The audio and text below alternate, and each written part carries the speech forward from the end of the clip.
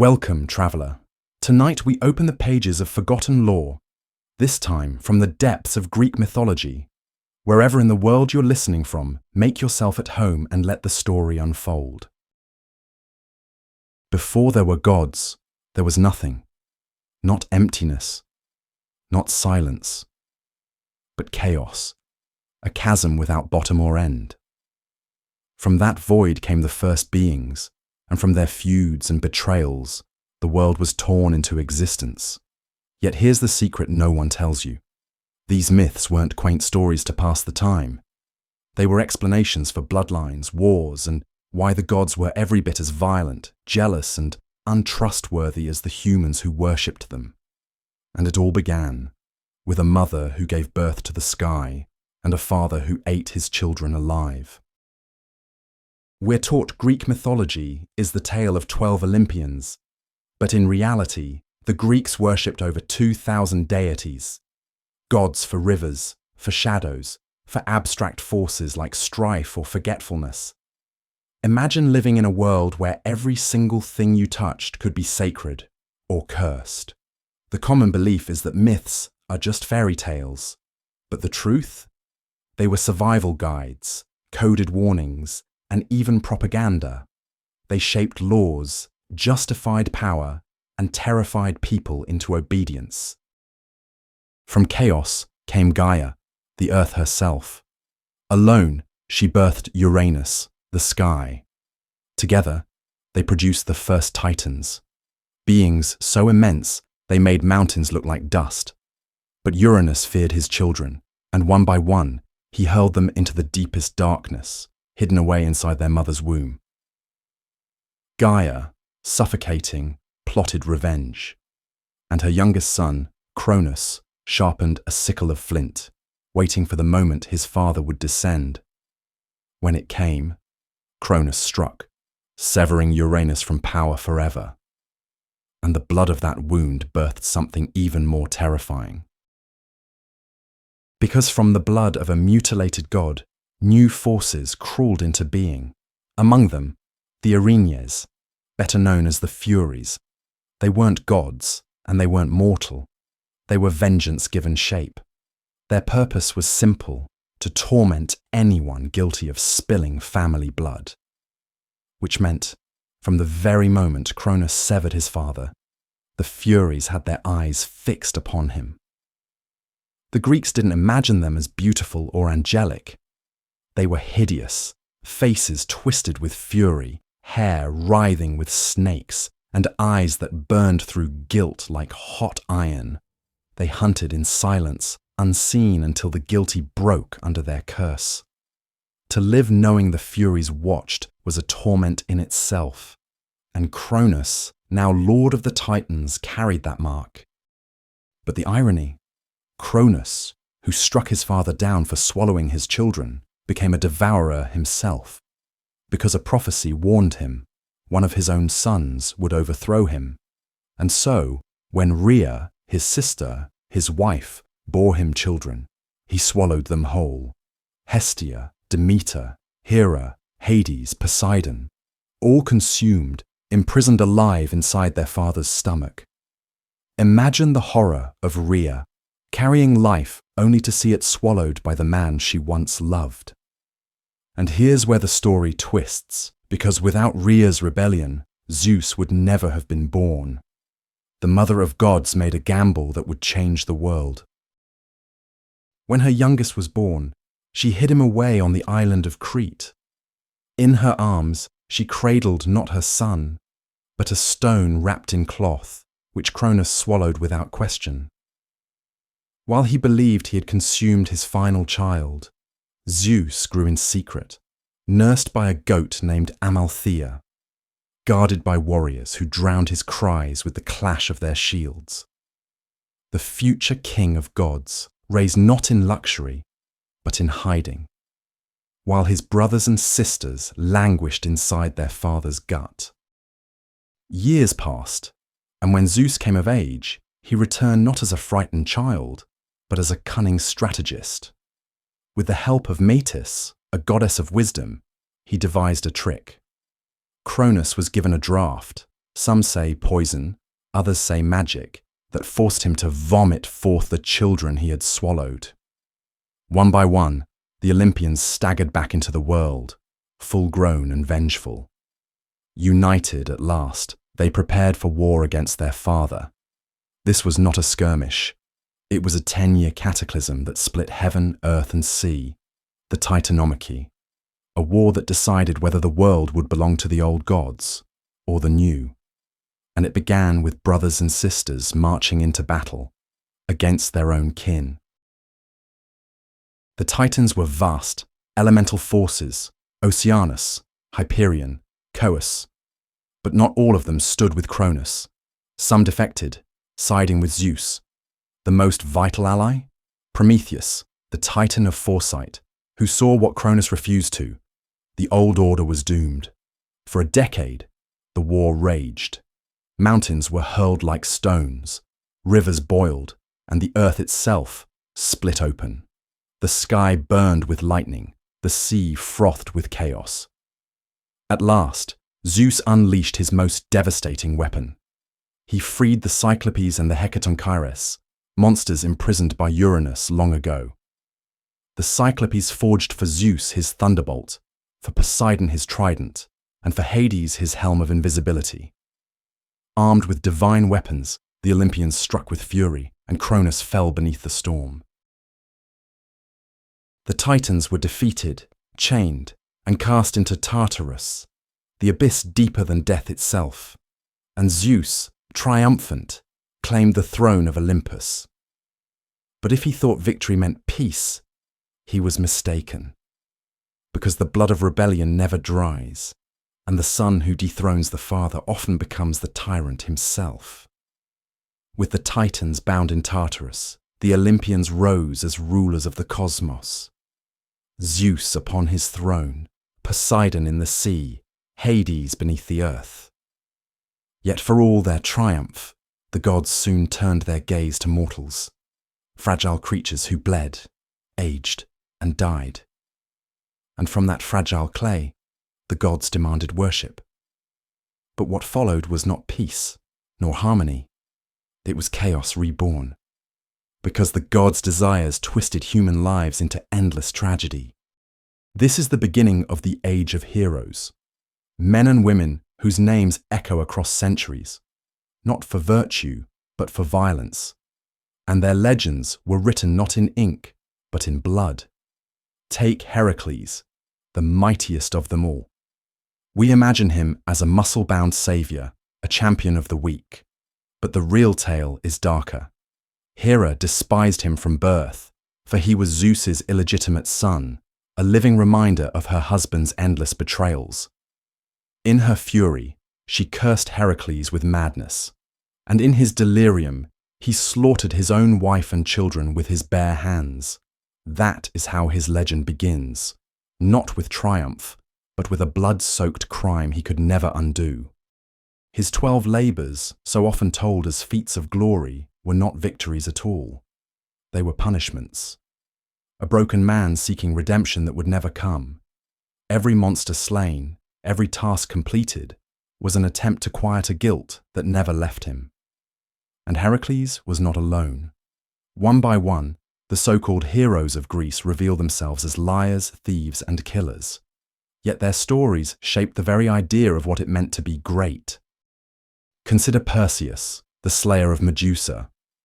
We are told it was bravery, but look closer. Medusa was once a maiden, cursed by Athena after being assaulted in her temple. Her serpent hair, her petrifying gaze, they were punishments, not crimes. Yet Perseus, armed with gifts from the gods, crept upon her as she slept. There was no duel, no test of courage. It was execution, sanctioned by Olympus. When he severed her head, the blood that spilled gave birth to Pegasus, the winged horse, a symbol of beauty born from cruelty. And then Achilles, idolized as the greatest warrior of the Trojan War. His name lives on as a symbol of strength, but beneath the armor was arrogance and wrath. He slaughtered without mercy, desecrated bodies, and dragged Hector's corpse through the dirt for days.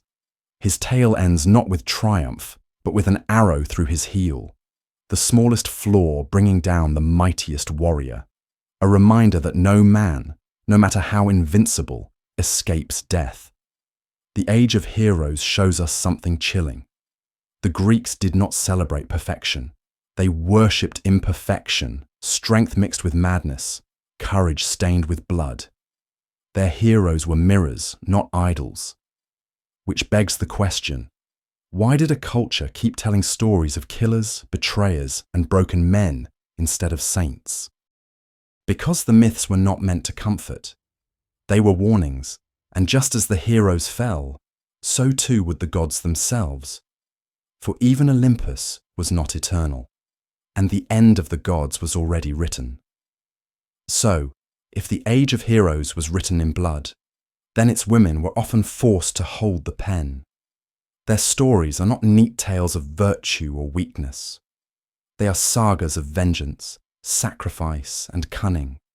Where men fought on the battlefield, women fought in the shadows, and their victories and their cruelties echo even louder than the swing of any sword. Take Medea, a woman remembered as a witch and a murderess. But her tale begins with betrayal. She betrayed her own father and killed her own brother, scattering his dismembered body into the sea to help Jason claim the golden fleece. She sacrificed everything for him. And when Jason abandoned her for another woman, Medea's vengeance became legend. She slaughtered Jason's new bride with poisoned robes, and in the act that shocked even the Greeks, killed her own children so Jason would be left with nothing. To the Greeks, Medea was both villain and victim, proof that a woman's fury could terrify even the bravest of men. Then there was Atalanta, a girl abandoned at birth, raised by a bear, and destined to outrun every man who dared race her. Her speed was her weapon, her independence, her shield. When men sought her hand, she decreed, any who lost a foot race to her would die.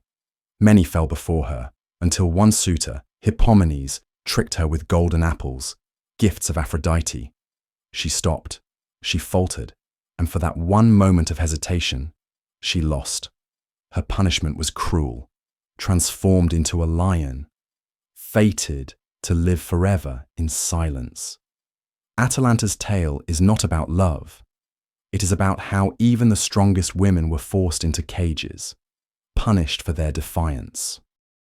And who could forget Helen? Her beauty, they said, was so great that men went to war for it. But look closer. Helen was not a seductress pulling strings behind the curtain. She was a pawn, passed from man to man, from king to prince, from Sparta to Troy. Blamed for the war, blamed for every death, yet never once asked what she desired. Was she victim? Was she traitor? The Greeks never agreed. But her legend reveals an ugly truth. Women's bodies could ignite wars, and men would write history to suit their rage. Medea's vengeance, Atalanta's defiance, Helen's beauty. Each story carries the same thread. The women of Greek mythology were never background figures. They were storms disguised as flesh. And if the heroes were mirrors of men's flaws, then these women were mirrors of society's fears, of betrayal, of independence, of desire too powerful to control. Which leads us to a greater question. Why do these stories still haunt us, thousands of years later? Because the Greeks may be gone, their temples in ruins, their gods forgotten. But the myths remain, and the myths still rule us, more than we care to admit. When the Greeks thought of death, they didn't picture fluffy clouds and harps. They imagined shadows, endless plains of grey, the soul, the psyche, fluttering out like a breath, escorted not by angels, but by Hermes Psychopompos, the guide of the dead. First stop, the river. Every soul had to cross the Styx, ferried by the skeletal boatman Charon, who demanded his toll, an obol placed in the mouth of the deceased. No coin, no passage. The unburied and the poor were left to wander the riverbanks for eternity, restless, forgotten. The wicked, tyrants, traitors, oath-breakers were hurled into Tartarus, a pit deeper than even Cronus could imagine. Here, punishments were endless and poetic. Take Sisyphus, straining forever against the rolling boulder, or Tantalus, eternally starving as food and water vanish at his touch, and Ixion, bound to a flaming wheel for betraying Zeus's trust. The ordinary souls, countless and unremarkable, drifted in the asphodel meadows, a bleak limbo of grey sameness, neither torment nor reward. And the rare few, heroes, poets, the chosen of the gods, were welcomed into the Elysian fields, a paradise of eternal spring, where the air was always sweet and the sun forever warm. Later myths even expanded Elysium into the Isles of the Blessed, an afterlife for those who had lived 3 virtuous lives in succession. But perhaps the most chilling figure in this underworld was not Hades himself, the stern ruler of the realm, but Thanatos, the very embodiment of death. Calm, inevitable, unyielding.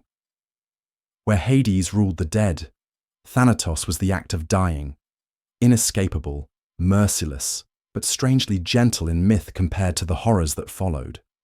The Greek afterlife wasn't a system of hope. It was a mirror of existence. You reaped what you sowed. You faced the eternal consequences of your choices.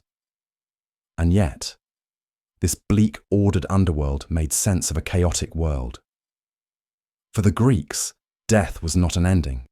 It was proof that the gods ruled not just the skies and seas, but the fate of every soul, forever.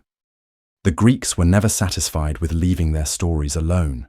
After all the blood, fire, and thunder of Olympus, a new era dawned, not on the battlefield, but in the mind.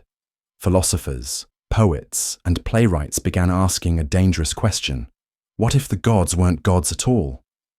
In the tragedies of Euripides, Zeus and Hera stopped looking like almighty deities, and more like jealous, flawed rulers, mirrors of human weakness blown up to cosmic scale. His plays asked whether the gods were truly divine, or just reflections of humanity's darkest impulses. Then came Plato, who wielded philosophy like a sword. He argued that the myths were allegories, stories to teach moral and natural truths, not literal accounts of cosmic history. To Plato, the chaos of Hesiod's theogony wasn't divine gossip, it was symbolism. Order rising from disorder, reason taming passion. Even the poets played along. Pindar hinted that perhaps these tales were metaphors for nature, cycles of growth and decay dressed up in human form. Others suggested that Zeus's thunderbolt was no weapon, but a symbol of the storms and natural forces that shape our world. And as this reinterpretation spread, something subtle happened. The gods began to lose their teeth. The awe, the terror, the absolute submission, they gave way to analysis, skepticism, and allegory. But in that unraveling lay the reason these myths endured. Stripped of blind belief, they transformed into timeless lessons, into symbols anyone could wrestle with, reshape, and reinterpret. The Greeks had begun the slow death of their own gods, not with rebellion, but with thought. For centuries, the Olympians reigned unchallenged, not just in the heavens, but in the hearts of mortals. Every prayer, every sacrifice, every whispered oath belonged to them. Yet even gods can wither, not by blade or fire, but by the quiet erosion of belief. The first cracks appeared in philosophy. Thinkers like Plato and Aristotle reimagined the divine, not as a squabbling family on Olympus, but as something higher, abstract, even singular. The gods of myth shrank into metaphors, no longer omnipotent beings, but symbols for reason, passion, justice, and chaos. Then came empire. As Rome absorbed Greece, Zeus became Jupiter, Hera became Juno, and the myths were folded into a new order. The stories survived, but the worship began to fade. When Christianity rose, it delivered the final blow. The old gods, once mighty enough to shake the earth, were recast as fictions, demons, or curiosities. And yet, here's the paradox. The Olympians fell, but they never truly vanished. Everywhere you look, they remain. In language, with words such as tantalize, Herculean, narcissism. In psychology, Freud and Jung plundering myth for archetypes of the human mind. In art and pop culture, from Michelangelo's Zeus-like god to Marvel's Thor. In our fears and our dreams, the thunderbolt still terrifies, the underworld still haunts. The Greeks once believed their gods ruled the cosmos. Today, they rule our imagination. They are immortal, not because they commanded temples or demanded sacrifice, but because they tapped into something eternal. The stories we tell about power, love, betrayal, and fate. So if you remember nothing else, remember this. The fall of Olympus was never the end. It was only the beginning of their true immortality, living forever in us.